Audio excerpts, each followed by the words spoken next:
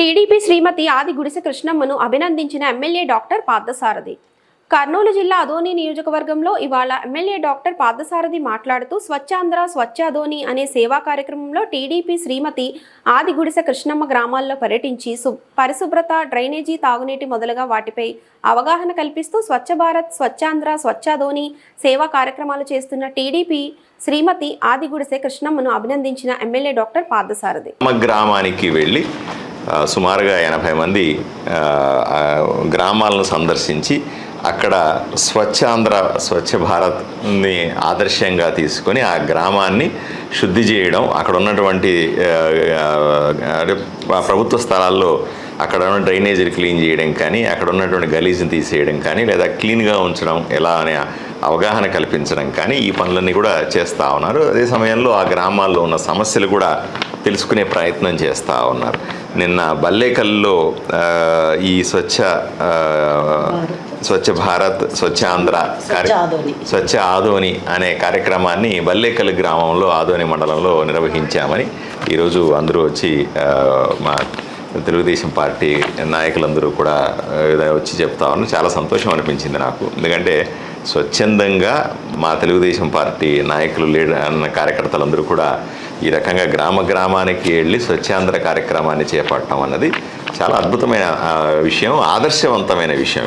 ఇది మిగతా నియోజకవర్గాల్లో కూడా, రాష్ట్రం అంతా కూడా ఒక ఆదర్శవంతమైన పని చేస్తున్నారు మా నాయకులందరూ కూడా. సో వీళ్ళందరినీ కూడా నేను ప్రత్యేకంగా అభినందిస్తా ఉన్నా. ఇక్కడ బల్లేకల్ గ్రామానికి సంబంధించి 2-3 విషయాలు వీళ్ళు చెప్తా ఉన్నారు. ఒకటి, మంచినీళ్ళకు సంబంధించిన సమస్య, మంచినీళ్ళు డ్రైనేజీల్లో నుంచి బయటకు వస్తున్నాయన్న సమస్య, అలాగే పూర్తిగా కాలవల్ని నిర్మించలేదు, క్లీన్ చేయలేదు అనే సమస్య, అలాగే వాళ్ళకి కావాల్సిన ఒక బ్రిడ్జి సంబంధించి, అంటే వర్షానికి అక్కడ గుంతల నీళ్లు చేరుతా ఉన్నాయి, ఒక బ్రిడ్జి అవసరం ఉంది అనే సమస్యని చెప్తా ఉన్నారు. ఆదోనిలో 43 గ్రామాల్లో కూడా, ఆదోని మండలంలో 43 గ్రామాల్లో కూడా ఇవే ప్రధాన సమస్యలు. నేను దీనికోసమే అసెంబ్లీలో గొంతు చించుకొని పొట్లాడతా.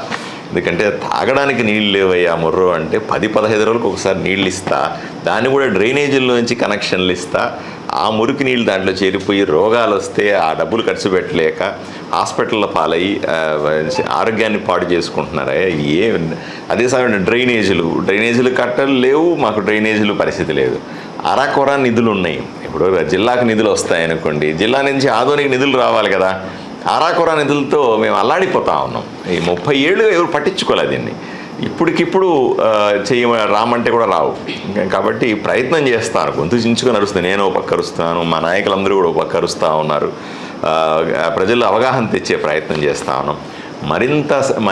మేమంతా కలిసి జిల్లా అధికారులను కానీ, రాష్ట్ర మంత్రుల్ని కానీ మరింత గట్టిగా అడిగి, అయ్యా మాకు ప్రత్యేకంగా నిధులు ఇవ్వండి. మేము 3 అడుగుతున్నాం: మంచినీళ్ళు, మరుగుదొడ్లు, మురికి కాలువలు. ఈ 3 కీలకం మాకు.